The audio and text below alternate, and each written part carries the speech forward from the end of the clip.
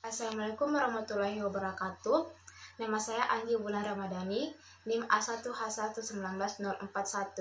Pada bagian ini saya akan menjelaskan materi tentang konsep strategi pembelajaran dan pola-pola belajar siswa. Langsung saja bagian pertama, pengertian strategi pembelajaran. Strategi pembelajaran adalah suatu rencana yang dilaksanakan pendidik untuk mengoptimalkan potensi peserta didik agar siswa terlibat aktif dalam kegiatan pembelajaran dan mencapai hasil yang diharapkan. Kedua, konsep dasar strategi pembelajaran, yaitu pertama, mengidentifikasi serta menetapkan tingkah laku dari kepribadian anak didik sebagaimana yang diharapkan sesuai tuntutan dan perubahan zaman. Kedua, mempertimbangkan dan memilih sistem belajar mengajar yang tepat untuk mencapai sasaran yang akurat. Ketiga, memilih dan menetapkan prosedur, metode dan teknik belajar mengajar yang dianggap paling tepat dan efektif sehingga dapat dijadikan pegangan guru dalam menggunakan kegiatan mengajar. Keempat, menetapkan norma-norma dan batas minimal keberhasilan atau kriteria serta standar keberhasilan sehingga dapat dijadikan pedoman bagi guru dalam melakukan evaluasi hasil kegiatan belajar mengajar yang selanjutnya akan dijadikan umpan balik untuk penyempurnaan sistem instruksional yang bersangkutan secara keseluruhan.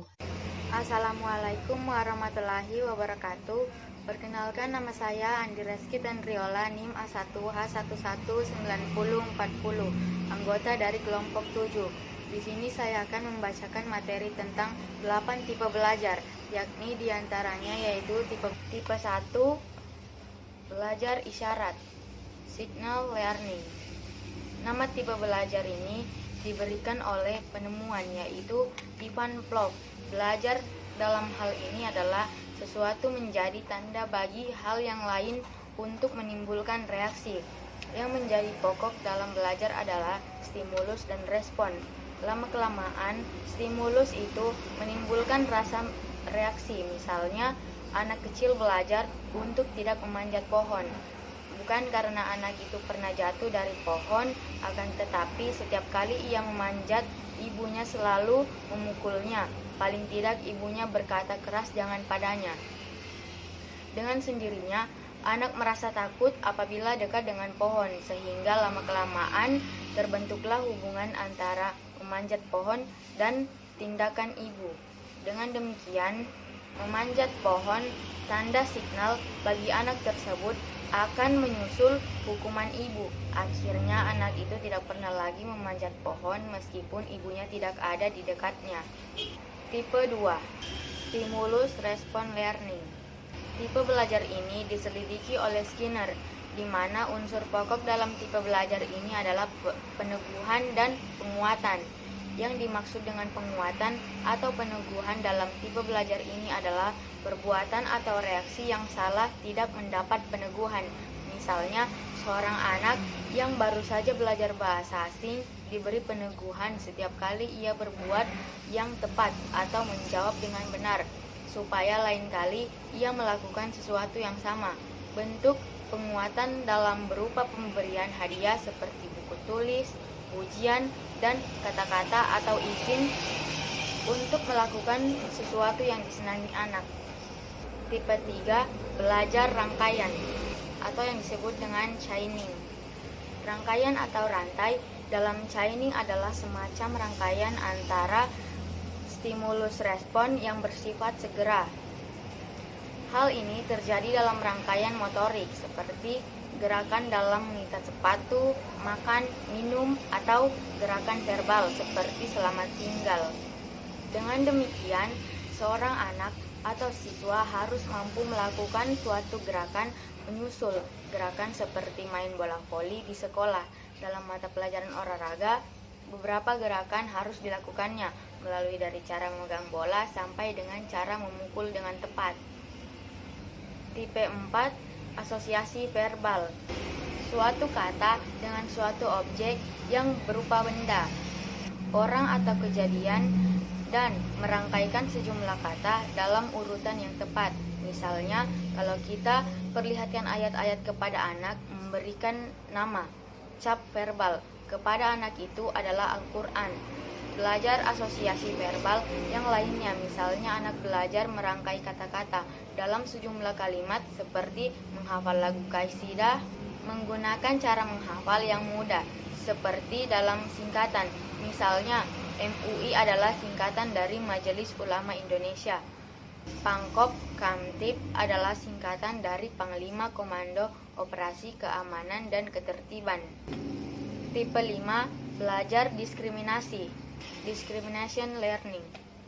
Tipe belajar ini adalah pembedaan terhadap berbagai rangkaian seperti membedakan berbagai bentuk wajah, waktu, binatang, dan tumbuh-tumbuhan. Konsep merupakan simbol berpikir. Hal ini diperoleh dari hasil membuat tafsiran terhadap fakta. Dengan konsep, dapat digolongkan binatang bertulang belakang menurut ciri-ciri khusus atau kelasnya, seperti kelas mamalia, reptilia, amfibia, burung, ikan. Dapat pula digolongkan manusia berdasarkan ras, seperti warna kulit atau kebangsaan, suku bangsa, atau hubungan keluarga. Kemampuan membentuk konsep ini terjadi jika orang dapat melakukan diskriminasi. Tipe 7, belajar aturan. Rule learning. Hukum, dalil atau rumus adalah rule, yaitu aturan. Tipe belajar ini banyak terdapat dalam semua pelajaran di sekolah, seperti benda menguai jika dipanaskan. Besar sudut dalam segitiga sama dengan 180 derajat. Belajar aturan ternyata mirip dengan verbal chaining, rangkaian verbal, terutama jika aturan itu tidak diketahui artinya. Oleh karena itu, setiap dalil atau rumus yang dipelajari harus dipahami artinya. Tipe 8, belajar pemecahan masalah. Problem solving learning. Memecahkan masalah adalah biasa dalam kehidupan, dan ini juga merupakan pemikiran. Upaya pemecahan masalah dilakukan dengan menghubungkan berbagai unsur yang relevan dengan masalah itu. Dalam pemecahan masalah diperlukan waktu, ada kalanya singkat, ada kalanya lama, dan juga seringkali harus dilalui berbagai langkah, seperti mengenal tipe unsur dalam masalah itu, mencari hubungannya dengan aturan tertentu. Dalam segala langkah diperlukan pemikiran. Tampaknya pemecahan masalah terjadi dengan tiba-tiba atau yang disebut dengan insight. Dengan demikian, masalah yang dihadapi dapat dipecahkan dengan cara menghubung-hubungkan beberapa kaidah sedemikian rupa sehingga terbentuklah suatu pelajaran baru, karena dengan memecahkan masalah, siswa harus berpikir dengan menggunakan kaidah-kaidah yang sudah diketahui sebelumnya. Langkah-langkah dalam memecahkan masalah yaitu: yang pertama, menyadari adanya masalah. Yang kedua, melihat hakikat masalah dengan jelas. Yang ketiga, berpegang teguh pada pokok-pokok masalah selama kita menyelidikinya. Yang keempat, mengajukan hipotesis. Yang kelima, mengumpulkan data atau informasi. Yang keenam, analisis dan sistensi data. Yang ketujuh, mengambil keputusan atau kesimpulan.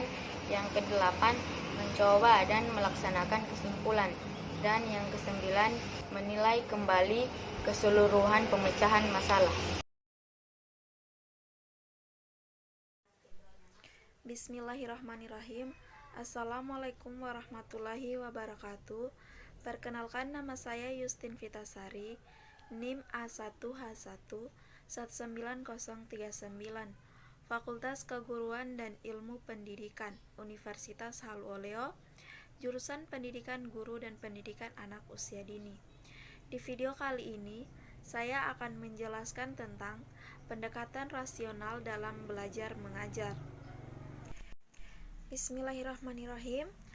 Baiklah, saya akan menjelaskan tentang pendekatan rasional belajar mengajar.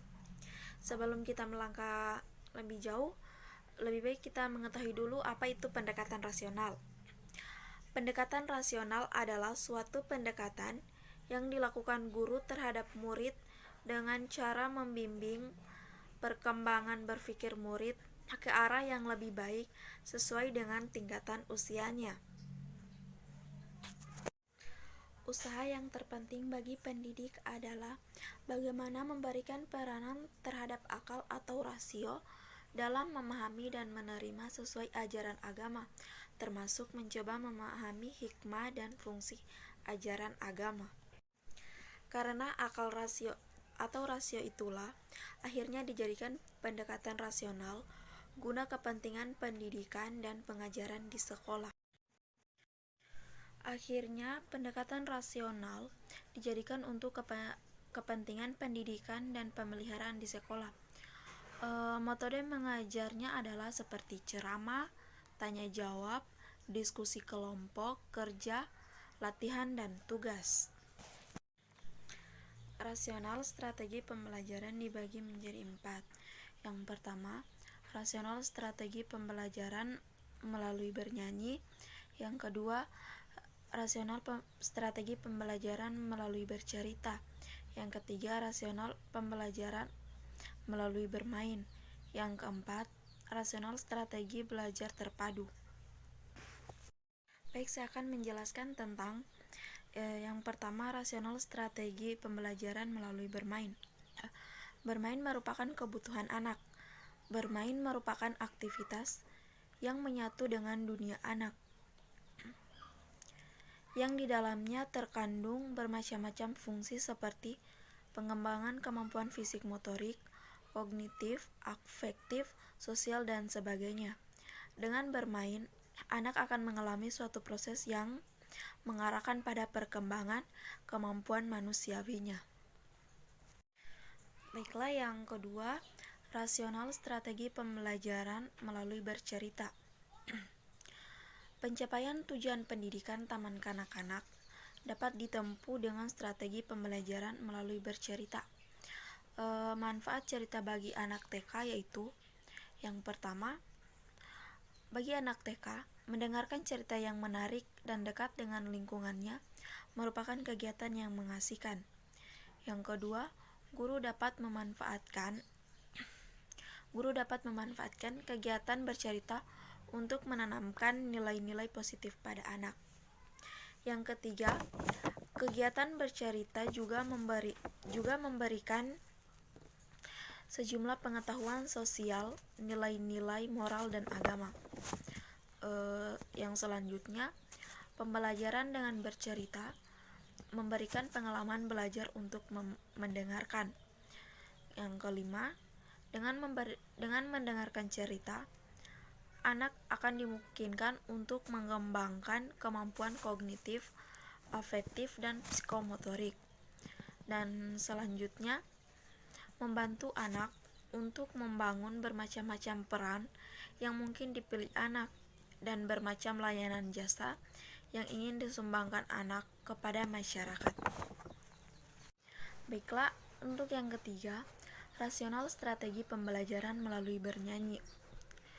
Menyanyi memiliki banyak manfaat untuk praktek pendidikan anak dan mengembangkan pribadinya secara luas, karena bernyanyi bersifat menyenangkan. Bernyanyi dapat dipakai untuk mengatasi kecemasan. Bernyanyi merupakan media untuk mengekspresikan perasaan anak. Bernyanyi dapat membantu membangun rasa percaya diri anak. Bernyanyi dapat membantu daya ingat anak. Bernyanyi dapat membantu mengembangkan keterampilan berpikir dan kemampuan motorik anak. Sedangkan yang terakhir adalah rasional strategi pembelajaran terpadu. Anak adalah makhluk seutuhnya yang memiliki berbagai aspek kemampuan yang semuanya perlu dikembangkan. Berbagai kemampuan yang dimiliki oleh anak dapat berkembang jika ada stimulasi untuk hal tersebut. Dengan pembelajaran terpadu, pembelajaran yang mengintegrasikan ke dalam semua bidang kurikulum atau bidang-bidang pengembangan. Berbagai kemampuan yang ada pada anak diharapkan dapat berkembang secara optimal. Menurut saya, Pendekatan rasional ini sangat berguna bagi pengajar dan pendidik, karena dengan pendekatan rasional ini anak dapat mengembangkan keterampilan berpikirnya, motorik kasar, motorik halus, dan psikomotorik anak akan berkembang. Baik, terima kasih. Mungkin itu saja penjelasan saya tentang pendekatan rasional dalam belajar mengajar. Kurang dan lebihnya mohon dimaafkan. Wassalamualaikum warahmatullahi wabarakatuh. Bismillahirrahmanirrahim. Assalamualaikum warahmatullahi wabarakatuh. Perkenalkan, nama saya Asnalino, NIM A1H1194042 dari jurusan Pendidikan Guru Pendidikan Anak Usia Dini, Fakultas Keguruan dan Ilmu Pendidikan. Langsung saja di sini saya akan menjelaskan tentang metode-metode pembelajaran. Metode pembelajaran pertama itu pengertian konsep metode cerita. Metode cerita adalah kegiatan seseorang secara lisan untuk menyampaikan suatu hal kepada orang lain.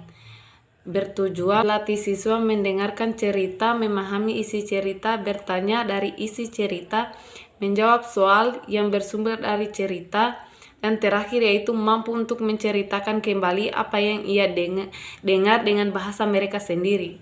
Kelebihan dan kekurangannya yaitu dapat menjangkau jumlah anak yang relatif lebih banyak. Kedua, waktu yang disediakan dapat dimanfaatkan dengan efektif dan efisien. Ketiga, pengaturan kelas menjadi lebih sederhana. Keempat, guru dapat menguasai kelas dengan lebih mudah secara efektif, tidak banyak memerlukan biaya. Kekurangannya yaitu anak didik menjadi fasih karena lebih banyak mendengarkan atau menerima penjelasan dari guru, dapat dibatasi dengan membagi waktu bercerita dan memberikan kesempatan yang sama untuk anak bercerita kembali. 2.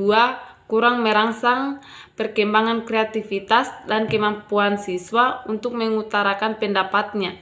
Ketiga, daya serap atau daya tangkap anak didik berbeda dengan masih lemah sehingga sukar memahami tujuan pokok isi cerita. Keempat, cepat menumbuh rasa bosan, terutama apabila penyajian tidak menarik. Pengertian kedua, pengertian konsep metode bermain. Metode bermain dan memberikan kesempatan secara langsung bagi siswa untuk mempelajari suatu hal dengan merasakannya, yaitu manfaat konsep metode permainan. Manfaatnya yaitu dari manfaat motorik. Manfaatnya yaitu menerapkan metode bermain akan sangat bermanfaat untuk perkembangan siswa. Manfaat motorik berkaitan dengan perkembangan kemampuan seseorang. Manfaat efektif merupakan manfaat yang berhubungan dengan perkembangan psikologi anak. Manfaat ketiga itu manfaat kognitif yang berkaitan dengan kemampuan nalar, berpikir, pengetahuan siswa terhadap topik permasalahan tertentu. Keempat, manfaat keseimbangan. Dalam bermain ada kalanya anak menemukan hal positif dan hal negatif pula. 3. Metode proyek sederhana. Metode proyek artinya melakukan pekerjaan. Keempat,